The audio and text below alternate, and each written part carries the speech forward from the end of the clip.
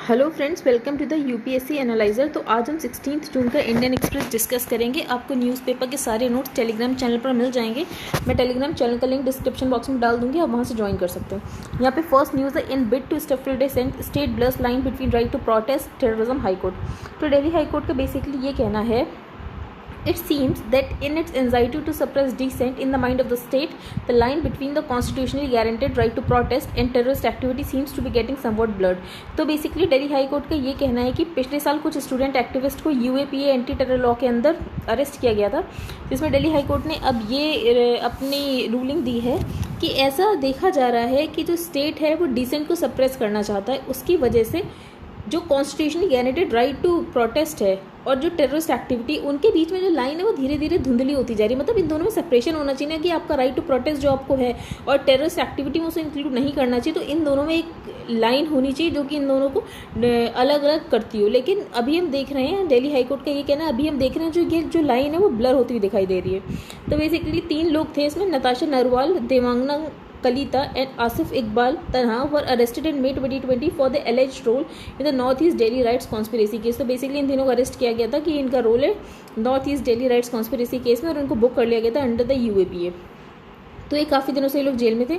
तो questioning and cautioning against the tendency of foisting extremely grave and serious penal provisions of the stringent UAPA Act frivolously upon people। तो basically ये high court ने बोला है, जो tendency है state की वो ये हो गई है कि जो इतने स्ट्रिंजेंट लॉ हैं जैसे कि UAPA unlawful activities prevention act, उसको ऐसे फ्रिवलसली, मतलब बिना सोचे समझे या बिना ऐसे प्रूव हुए प्राइमा फेसी पर ऐसे लोगों पर लगा दिया जा रहा है। तो questioning and cautioning against the tendency of foisting extremely grave and serious penal provisions, जो कि फ्रिवसली लोगों पर लगा दिए जा रहे हैं। तो इससे ये झलकता है कि कैसे वॉन्टन यूज़ हो रहा है पीनल प्रोविजंस का। तो इससे क्या होगा, इससे यही जो लॉज है वही ट्रिवलाइज होंगे, तो would only trivialise them. The bench said that the allegations against the accused do not prima facie disclose the commission of any offence under UAPA. तो बेंच ने ये भी ऑब्जर्व किया कि अक्यूज के अगेंस्ट कोई भी एलिगेशंस ये नहीं बोल रहा है कि ये कोई ऑफेंस होगा यूएपीए के अंदर। फॉर एग्जांपल यूएपीए का सेक्शन 15 बोलता है टेररिस्ट एक्ट, तो वैसा भी कुछ नहीं दिख रहा है। सेक्शन 17 बोलता है punishment for raising funds for a terrorist act, तो ऐसा भी नहीं दिख रहा। सेक्शन 18 पनिशमेंट फॉर कॉन्स्पिरेसी, तो ऐसा भी नहीं है। तो देयरफॉर द एडिशनल कंडीशंस जो कि अप्लाई होती हैं कि बेल नहीं मिल सकती यूएपीए में, वो होंगी ही नहीं, क्योंकि प्राइमा फेसी पे ऐसा दिख ही नहीं रहा है कि ये यूएपीए के अंदर केस बनता है। तो बेसिकली यही बोला है दिल्ली हाई कोर्ट ने कि जो लाइन है ब्लर होती हुई जा रही है, तो एलिज्ड मिसयूज़ नहीं करना है ऐसे लॉज का। अब हम यहाँ पर देखते हैं, Google asked police to get court order for chat details on JNU clash. तो बेसिकली जेएनयू क्लैश में इन्वेस्टिगेशन के लिए पुलिस को व्हाट्सएप चैट की डिटेल्स चाहिए थी, जो कि इन बच्चों ने डिलीट कर दी होगी। बेसिकली उन स्टूडेंट एक्टिविस्ट ने डिलीट कर दी थी। तो उन्होंने जब गूगल से बोला कि हमें डिटेल्स आप वो कर दो, तो गूगल ने उनको कुछ ऐसे रूल्स बता दिए कि ये रूल्स होने चाहिए तभी हम करेंगे। फॉर एग्जांपल, तो गूगल ने उनको जो रिप्लाई दिया वो ये दिया, stating that such details can only be provided after police send them a letter rogatory under the mutual legal assistance treaty. तो बेसिकली ये बोला गूगल ने कि जब आप हमें लेटर दोगे under mutual legal assistance treaty, तभी हम आपको डिटेल्स दे सकते हैं चैट की। तो अभी हम इस ट्रीटी के बारे में पढ़ लेते हैं। तो वही WhatsApp refuse to share details, WhatsApp ने तो डिटेल शेयर करने से मना ही कर दिया, लेकिन गूगल ने एक रिप्लाई भेजा। गूगल ने ये कहा, जो भी इन्फॉर्मेशन रिक्वेस्ट की है, जो गूगल LLC ये सर्विसेज प्रोवाइड करती है, जो कि कंपनी यूएस में ऑर्गेनाइज्ड और वो यूएस लॉज के द्वारा गवर्न होती है, they said they would preserve the data but would share it only after they receive a letter rogatory under the MLAT। तो इन सच केसेस जो गूगल होगा उसको डिप्लोमेटिक प्रोसेस के थ्रू जाना पड़ेगा, क्योंकि जो सर्विस ऑफर कर रहा है गूगल वो यूएस के लॉ से गवर्न हो रहा है। तो Google follows diplomatic process establish between the jurisdiction, जो कि इंडिया और यूनाइटेड स्टेट्स के बीच में हुआ होगा। उसके बाद ही डिसाइड कराया जाएगा कि जो डेटा है वो दिया जाएगा, चैट की एक्सेस दी जाएगी या नहीं दी जाएगी। तो letter rogatory is a formal request to foreign court seeking judicial assistance and probing an entity in another country. तो बेसिकली लेटर रोगेटरी का एक फॉर्मल रिक्वेस्ट है जो कि फॉरेन कोर्ट से की जाती है कि आप हमें जुडिशियल असिस्टेंस में हेल्प कर दो ये डेटा देके, ताकि हम अच्छे से इन्वेस्टिगेशन कर सके, प्रोब कर सके। तो an MLAT is an agreement between 2 or more countries for gathering and exchanging information in an effort to enforce public or criminal laws। अब यहाँ पे थर्ड न्यूज़ ये है, ₹150 पर डोज। तो भारत बायोटेक का ये कहना, अगर हम सबको 150 रुपये डोज में देंगे तो ये सस्टेनेबल नहीं होगा लॉन्ग रन में। इसीलिए जो डिफरेंशियल प्राइसिंग है कि प्राइवेट के लिए अलग, स्टेट गवर्नमेंट के लिए, सेंट्रल गवर्नमेंट के अलग, तो ये ठीक है, क्योंकि फिर हमारा जो प्रॉफिट है वो तो निकल ही नहीं पाएगा। यहाँ तक कि हमने जितना खुद पैसा लगाया वो भी नहीं निकल पाएगा। तो amid a debate over the cost of covid vaccine, तो जो वैक्सीन मैन्युफैक्चरर भारत बायोटेक का, उनका ये कहना है कि जो वैक्सीन अगर हम सेंटर को 150 पर डोज पे दे रहे हैं, तो अगर हम सबको ही 150 पर डोज पे देंगे तो वो सस्टेनेबल नहीं होगा। इसलिए डिफरेंशियल प्राइसिंग ज़रूरी है, ताकि जो offset part of the cost, मतलब अगर एक जगह से ज़्यादा हो रहा है तो दूसरी जगह से कम भी हो जाएगा तो चल जाएगा। अगर जैसे प्राइवेट को हम 1200 रुपये में बेचेंगे, for example, in a detail statement the Hyderabad based manufacturer said that despite the differential pricing the weighted average price of Covaxin for all supplies लगभग 250 रुपये आ रहा है। तो भारत बायोटेक है वो कोवैक्सीन दे रहा है 150 पर dose to the centre, 400 to the state government, 1200 to the private hospitals. तो बेसिकली बोला गया था कि डिफरेंशियल प्राइसिंग हो रही है, ऐसा क्यों है, सबके लिए एक प्राइस होना चाहिए। तो एक प्राइस के भी कुछ नुकसान है। फॉर एग्जाम्पल, अगर कंपनी को फायदा ही नहीं होगा तो आगे इनोवेशन करने से डरेगी, आगे अपना इन्वेस्टमेंट करने से डरेगी। तो stating that it had invested over ₹500 crore from its own resources to develop the vaccine, Bharat Biotech argued that innovating company should be allowed to maintain differential pricing, ताकि आगे उनके पास कुछ वो तो रहे कि हाँ हमें बूस्ट करना चाहिए, एनकरेजमेंट तो रहे ना कि इनोवेशन करने के लिए, इसीलिए कि इंसान को उसका प्रॉफिट मिलना चाहिए, वरना फिर वो इन्वेस्टमेंट करने से डरेगा आगे। हम नेक्स्ट पेज पर चलते हैं। यहाँ पे वही जो फर्स्ट पेज पर पढ़ा है, इसके बारे में एक आर्टिकल है वो भी डिस्कस कर लेंगे। यहाँ पे कुछ भी इंपॉर्टेंट नहीं, आप देख सकते हैं। Tech transfer unlikely to result in production soon. तो बेसिकली पहले आपने सुना होगा कि अभी बीच में कुछ न्यूज़ ये रही थी कि भारत बायोटेक को अपनी टेक्नोलॉजी ट्रांसफर कर देनी चाहिए ताकि वैक्सीन की मैन्युफैक्चरिंग बढ़ सके। लेकिन भारत बायोटेक के ऑफिशियल का ये कहना है कि हम टेक ट्रांसफर कर तो देंगे, लेकिन उसके बाद भी प्रोडक्शन नहीं बढ़ेगी, क्योंकि हम जिन कंपनीज को कर रहे हैं उनके पास इतनी अच्छी वैक्सीन मैन्युफैक्चरिंग फैसिलिटीज़ है ही नहीं। तो जब तक मैन्युफैक्चरिंग फैसिलिटीज़ नहीं होंगी, तो अगर हम टेक्नोलॉजी ट्रांसफर कर भी देंगे तो बहुत दिक्कत भरी बात होगी कि हम अपना प्रोडक्शन बढ़ा सकें। यहाँ पर vaccine maker Bharat biotech on Tuesday said it was in talks with at least 4 companies for transfer of technology for production of Covaxin, but only government-owned Indian Immunologicals was in a position to start manufacturing the vaccine anytime soon. तो जो Indian Immunologicals है सिर्फ वही अभी अपनी manufacturing शुरू कर सकती है, बाकी लोग नहीं कर पाएंगे, क्योंकि टेक्नोलॉजी ट्रांसफर इंडियन इम्यूनोलॉजिकल्स को किया गया है और एक्सपेक्ट करते हैं कि वो बहुत जल्दी मैन्युफैक्चरिंग शुरू कर देंगे। लेकिन उसके बाद एक दिक्कत ये है कि उनके पास manufacturing facilities, but these are little behind. अब उसके अलावा जो बाकी 3 कंपनीज है वो little behind have manufacturing facilities, तो उनके पास नहीं है। अभी बेसिकली 25 मिलियन डोजेज हर मंथ प्रोड्यूस हो रही है कोवैक्सीन की। तो अगर सबको 3-4 कंपनियां प्रोड्यूस करने लगेंगी तो आपको 60 मिलियन डोजेज अ मंथ हो जाएगा। तो जो वैक्सीन की कमी है उससे डील किया जा सकता है। अब बेसिकली ये बोला जा रहा है कि जो सेकेंड वेव है वो यंग और बच्चों को ज़्यादा इफेक्ट कर रही है। तो अब हेल्थ मिनिस्ट्री का डेटा है वो बोल रहा है कि ऐसा कुछ नहीं है, बस कुछ ही अंतर है। फर्स्ट और सेकेंड वेव में एज वाइज में ज़्यादा अंतर नहीं देखा गया। तो with apprehension being expressed by several quarters that the second wave had hit the younger population and children. तो ऐसा डेटा को हम स्टैटिस्टिक्स देखते हैं तो data shows that 3.28% of the cases in the first were in the 1 to 10 age group, लेकिन इस बार 3.05% है। तो यहाँ तक कि हम देख रहे हैं 1 to 10 एज ग्रुप में तो कम ही हुआ है, और 11 to 20 में पहले 8.03 था, अब 8.57 हो गया। तो फर्स्ट वेव जुलाई से लेकर दिसंबर तक चली थी, लेकिन सेकेंड वेव सिर्फ मार्च से लेकर मई तक चली है। तो मैक्सिमम केसेस दोनों वेव्स में 21 से 50 के एज ग्रुप में ही देखे गए। तो जो ये बोला जा रहा था कि ज़्यादातर ये बच्चों को और यंग पीपल को इफेक्ट कर रही है, तो डेटा ऐसा कुछ शो नहीं कर रहा है। इसके अलावा जो ऑनलाइन रजिस्ट्रेशन है, पहले ये था कि कोविन ऐप में आप घर बैठे रजिस्ट्रेशन कर लो, फिर अपना वैक्सीन स्लॉट बुक कर लो। लेकिन अभी आप किसी वैक्सीनेशन सेंटर में चले जाओ और आप वहाँ पर ही ऑन साइट वैक्सीनेशन में कोविन पर अपना रजिस्ट्रेशन कर सकते हो, वहाँ पे वैक्सीनेशन लगवा सकते हो। तो online registration for vaccine not mandatory, reiterates government. तो the health ministry on Tuesday reiterated that online registration on CoWIN and prior booking of appointment is not mandatory. और उन्होंने ये भी बोला, the centre in revise guidance issue to the states had set the option of on site registration must be available at government as well as private vaccination centres. अब हम next page पर चलते हैं। अब एक पहली डेथ है जो कि लिंक कर दी गई है वैक्सीन की वजह से। तो अब ये अभी तक गवर्नमेंट ने पहली डेथ माना है, जिसको उन्होंने बोला कि हाँ ये कोविड-19 वैक्सीन के साइड इफेक्ट्स की वजह से हुई। तो एनाफिलैक्सिस की वजह से हुई। तो अ गवर्नमेंट पैनल स्टडिंग कोविड-19 vaccine side effects has confirmed the first death due to anaphylaxis following vaccination. The national AE committee carries out casualty जो कि हुई थी 31 reported adverse events following immunisation. तो इसे पहली डेथ माना जा रहा है जो कि एनाफिलैक्सिस की वजह से हुई है, और इसीलिए बोला जाता है कि जब वैक्सीन लगती है उसके बाद 3 मिनट तक वेट किया जाए कि कोई साइड इफेक्ट हो रहा है कि नहीं हो रहा है। अब हम नेक्स्ट पेज पे चलते हैं।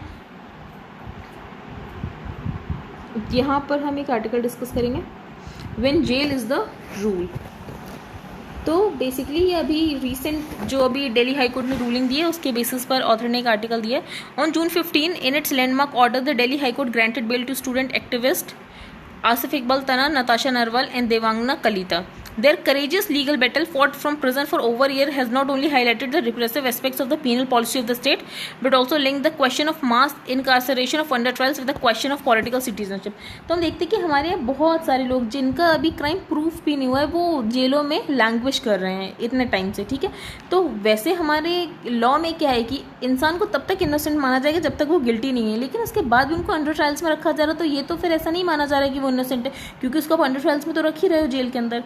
तो in these orders we find factual and constitutional answers. Simply put, the court found no specific or factual allegations against the student activist. तो कोर्ट को कोई एलिगेशन नहीं मिली स्टूडेंट एक्टिविस्ट के अगेंस्ट जिन्होंने एंटी-सीए प्रोटेस्ट में भाग लिया था, लेकिन उसके बाद भी उनको चार्ज कर दिया गया था यूएपीए के अंदर। अब आसिफ तना केस में कोर्ट ने यह ऑब्जर्व किया the foundations of our nation stand on sure of footing then to be likely to be shaken by a protest, कि हमारा जो नेशन है उसके फाउंडेशंस इतने स्ट्रांग है कि वो सिर्फ एक प्रोटेस्ट की वजह से नहीं उसमें कुछ चेंज आ सकता है, ठीक है। However which is organise by a tribe of college students और another person operating as a coordination committee from the confines of a university situated in the study of heart of Delhi, ठीक है। तो पहले author ने ये बोला कि हमारी फाउंडेशंस इतने ज़्यादा स्ट्रांग है कि राइट टू प्रोटेस्ट तो लोगों को मिलना ही मिलना चाहिए, ताकि वो अपनी व्यू तो रख सके कि उनका क्या व्यू, अगर उन्हें कोई चीज़ सही नहीं लगती तो उसके अगेंस्ट वो प्रोटेस्ट तो कर सके। In Natasha Narwal the Delhi high Court is been constrained to express that it seems that in its anxiety to suppress dissent. तो बेसिकली जो मैंने आपको फर्स्ट पेज पे बताया था कि जो स्टेट है वो इतना ज़्यादा डिसेंट को सप्रेस करना चाह रहा है कि वो कॉन्स्टिट्यूशनली जो हमें राइट मिला राइट टू प्रोटेस्ट और टेररिज्म एक्ट के बीच में जो लाइन है वो ब्लर हो गई है। तो ऑथर ने बोला अगर यही माइंड सेट रहा तो बहुत ही sad day for the democracy. अब ऑथर ने बोला कि अगर हम प्री ट्रायल प्रिजनर्स को देखें the court observe that apart from being prima facie, ऐसा लग रहा है जो भी उनके अगेंस्ट चार्जेस थे वो थे ही नहीं उनके, मतलब वो एप्लीकेबल ही नहीं होते उस कंडीशन में।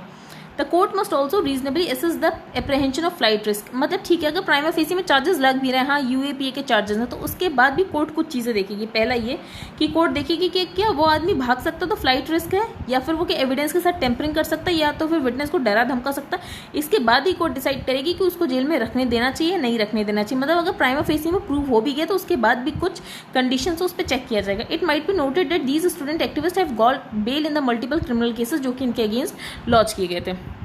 क्योंकि स्टूडेंट्स के पास इतनी पावर नहीं कि वो टेम्पर कर दे किसी एविडेंस के साथ या किसी विटनेस को डरा धमका दे, ना ही ये डरे कि वो भाग जाए देश से, तो ऐसा भी नहीं होगा।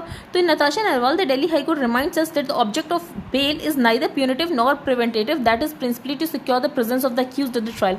तो बेसिकली नताशा नरवाल के इससे हमें ये पता चलता है जो बेल का ऑब्जेक्टिव है वो ये नहीं है कि प्यूनिटिव होना चाहिए प्रिवेंटेटिव होना चाहिए, बेसिकली ये है कि जिस दिन ट्रायल हो उस दिन जो अक्यूज्ड है वहाँ पे प्रेजेंट हो, and that punishment begins only after conviction. एक बार वो कन्विक्ट हो जाए उसके बाद ही उसे पनिशमेंट दी जाए। और जैसे कि हमारे लॉ में ये है कि everyone is deemed to be innocent until duly tried and found guilty. उसके बाद भी हम देख रहे हैं इतने सारे एक्टिविस्ट जेल में लैंग्वेज कर रहे हैं। तो प्री ट्रायल प्रिजनर्स या फिर जिनको हम अंडर ट्रायल भी बोलते हैं वो हमारे यहाँ सबसे ज़्यादा प्रिजन पॉपुलेशन उनकी ही है। तो under trial is literally buried under the weight of the trial before it start. तो अभी ट्रायल भी स्टार्ट भी नहीं है उसके बाद भी वो जेल में लैंग्वेज कर रहे हैं। अब ऑथर ने बोला है कि हमारी जो स्टेट की पॉलिसी वो ये दिखती है कि मैक्सिमम इनकार्सरेशन करना, लेकिन ये नहीं होना चाहिए। जो इनकार्सरेशन है वो एकदम एक्सट्रीम केसेस में यूज़ करना चाहिए जब बहुत ज़रूरी हो।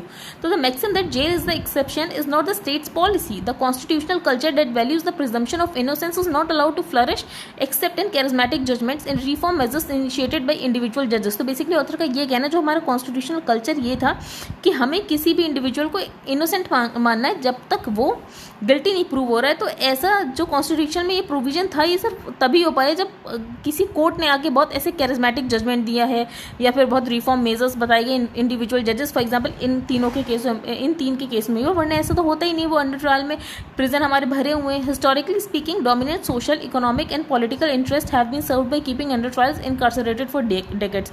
तो हम देखते हैं कि जो अंडर ट्रायल्स है वो बहुत सालों तक जेल में रहते हैं। तो ऑथर ने बोला कि हमारे प्रिजन रिफॉर्म्स की बहुत ज़्यादा ज़रूरत है। तो prison reform in an everyday sense then becomes urgent to counteract the calculative. For example आपने देखा होगा कि कभी ऐसी न्यूज़ आती है, फॉर एग्जाम्पल कोई एक इंसान था, वो पार्किंसन डिजीज से जूझ रहा था, तो उसे सिर्फ एक स्ट्रॉ की थी, तो स्ट्रॉ के लिए उसने अपील की थी कि उसे स्ट्रॉ की ज़रूरत है। तो हमारे प्रिजन की कंडीशन इतनी ज़्यादा ख़राब है कि लोगों को बेसिक नेसेसिटीज़ भी नहीं मिल रही, और हम बोलते हैं कि प्रिजन जो है हमारे वो रिफॉर्म का काम करता है। तो ऐसी जगह पर इंसान रिफॉर्म कैसे हो सकता है? And therefore most prison reform petitions by the incarcerated है कि उनको एवरीडे की बेसिक नेसेसिटीज जैसे वाटर नहीं मिल रहा, food, diet, medical treatment, medicine, books, exercise, phone calls, ventilation, visits, letters, newspapers, work, wages and simply the daily rationing of the chance to see the sky. Natasha Narwal and Devangana Kalita through their writings, उन्होंने बताया कि यहाँ पर basically prison की कैसी conditions है। उन्होंने civil liberties को क्वेश्चन किया, political participation and the patriarchal inhumanity of prisons.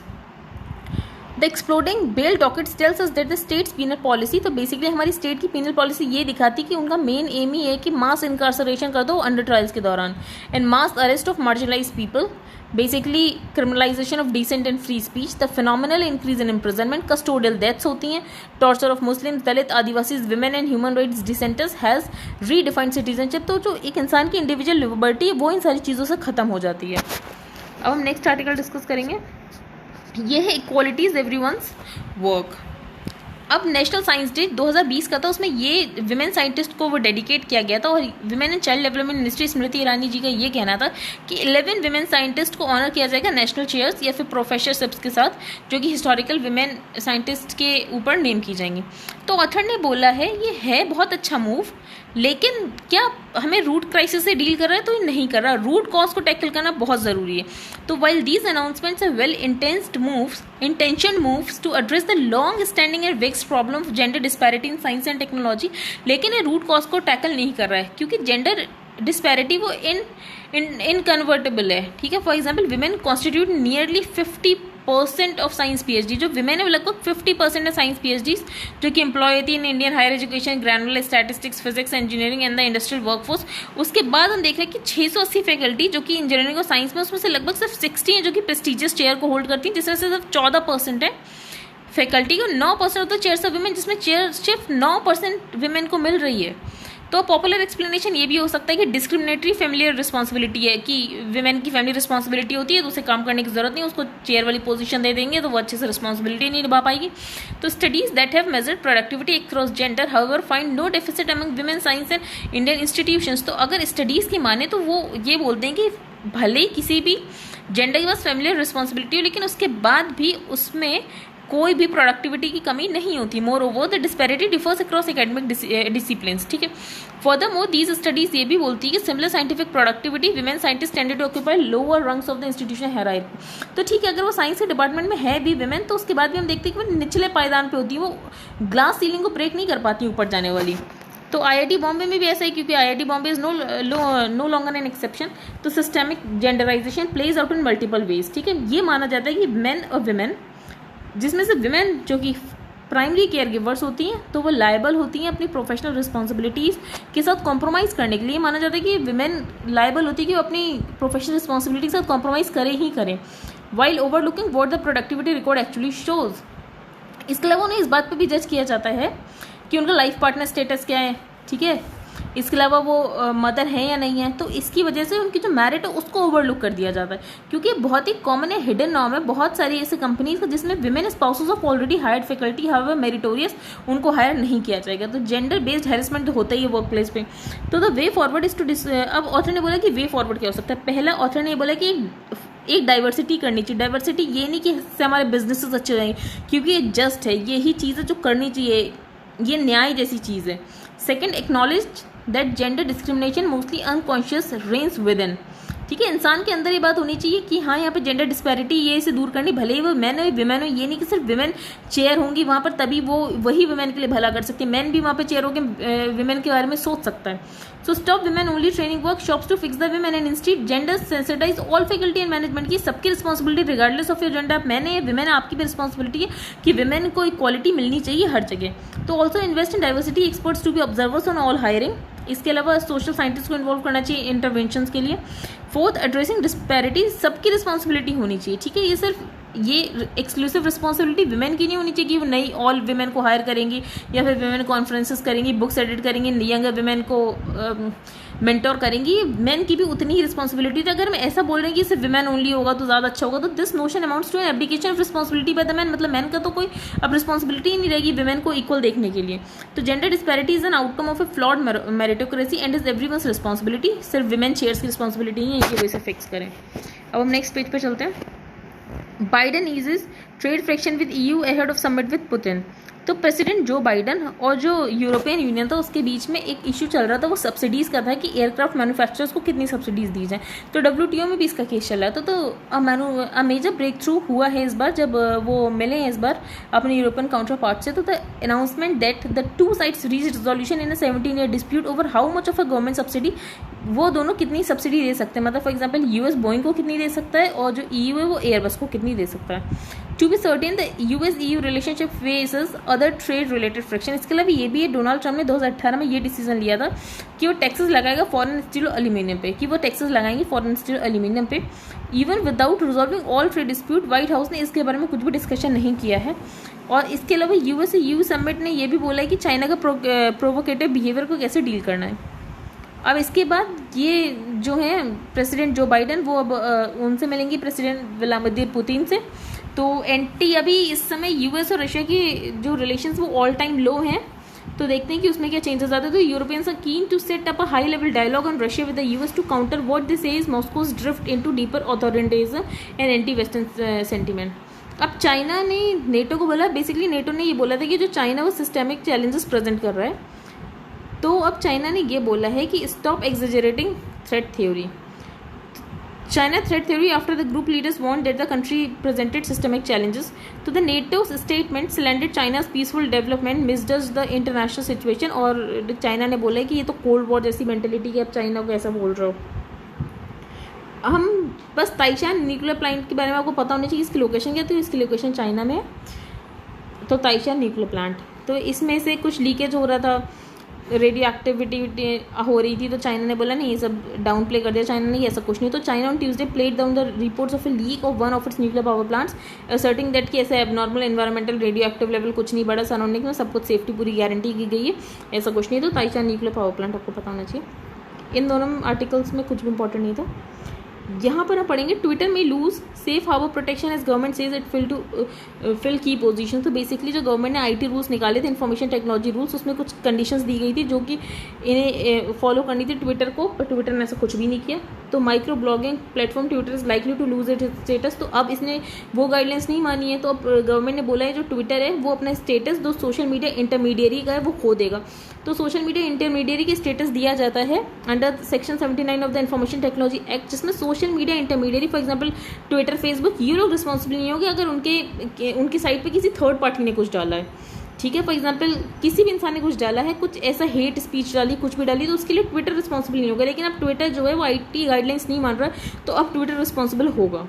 तो the government believes that whoever has not yet complied with the guidelines has lost the intermediary status. तो जिन्होंने guidelines नहीं मानी गवर्नमेंट की, तो उन्होंने अब इंटरमीडियरी स्टेटस खो दिया है, जिसमें से एक ट्विटर भी है, और ट्विटर पे सारे रूल्स एप्लीकेबल होंगे जो कि इंडियन पीनल कोड में होने चाहिए। सेक्शन 79 ये बोलता है कि इंटरमीडियरी किसी भी लीगली रिस्पॉन्सिबल नहीं होगा अगर कोई थर्ड पार्टी कुछ इन्फॉर्मेशन ऐसा कुछ होस्ट करती है उसके प्लेटफॉर्म पे।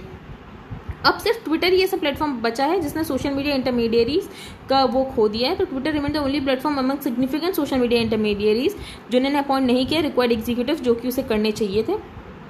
अब क्या क्या करना था, तो guidelines issued in February requires all significant social media intermediaries to designate executives. तो एग्जीक्यूटिव्स डेजिग्नेट करने थे, तो वो भी किए हैं ट्विटर ने, पर ट्विटर ने इंडिया के रेसिडेंट या इंडिया के सिटीजन्स को नहीं किया, पहली बात ये। उसके अलावा ग्रीवांस ऑफिसर करना तो वो भी नहीं किया। तो दो Twitter also announce that it had appointed personnel to the position of resident grievance officer and nodal contact person, तो अभी चीफ कंप्लायंस ऑफिसर भी नहीं किया है। तो ये सारी चीज़ें। इसके बाद ट्विटर का भी स्टेटस एक पब्लिशर की तरह हो गया। तो पब्लिशर में जो FDI है वो भी सिर्फ 26% ही हो सकता है। तो फॉरेन इन्वेस्टमेंट इन मीडिया पब्लिशर्स, तो अब ट्विटर पे वाली बात भी होगी कि आप में सिर्फ 26% ही इन्वेस्टमेंट किया जा सकता है by the foreign investment in media publishers, जो कि सब पे एप्लीकेबल होता है। अब हम नेक्स्ट पेज पे चलते हैं। ये मैंने आपको एयरबस बोइंग वाली बात बता दी। Lockdown curbs hit GDP but fail to dent financial wealth. तो भले हमारा GDP कम हुआ है, लेकिन जो फाइनेंशियल वेल्थ है वो बढ़ी है इस साल भी। तो प्रॉस्पेरिटी ग्रोथ रेट है 11% सिंस 2015। तो despite the covid pandemic roiling the economy हमारी जीडीपी कॉन्ट्रैक्ट हुई है। उसके बाद ये बॉस्टन कंसल्टिंग ग्रुप रिपोर्ट के अकॉर्डिंग जो इंडिया की फाइनेंशियल वेल्थ है वो रोज़ हुई है बाई 11% पर एनम। तो अगर हम इमर्जिंग इकोनॉमिक रिकवरी देखें तो ग्रोथ प्रॉस्पेरिटी और वेल्थ में 11% हुई है, 2015 से ही हो रही है, और ये भी माना जा रहा है लाइकली अगले 5 साल में भी एक्सपेंड ही होगी। तो India is expected to lead percentage growth of fortunes worth $100 million in 2025। तो ये एक रिपोर्ट आई है। अब सर्विस टैक्स तो आपको पता होगा कि सर्विस टैक्स अब हट चुका है, वो जीएसटी में सब्ज्यूम हो गया है। अब क्लाउड टेल को सर्विस टैक्स का नोटिस मिला, तो इशू क्लियर नहीं है, इसमें भी इशू को क्लियरली एक्सप्लेन नहीं किया गया क्या इशू है। बस मुझे आपको ये बताना था कि सर्विस टैक्स है तो इनडायरेक्ट टैक्स था, इसको फाइनली सब्ज्यूम कर दिया गया जीएसटी में। तो टैक्स अथॉरिटीज़ उसके बाद से नोटिस दे रही है जिन्होंने उससे पहले नहीं भरा होगा सर्विस टैक्स। तो आई थिंक आपको ये न्यूज़पेपर समझ आएगा। If you like the video then please like share and subscribe. Thank you and have a nice day.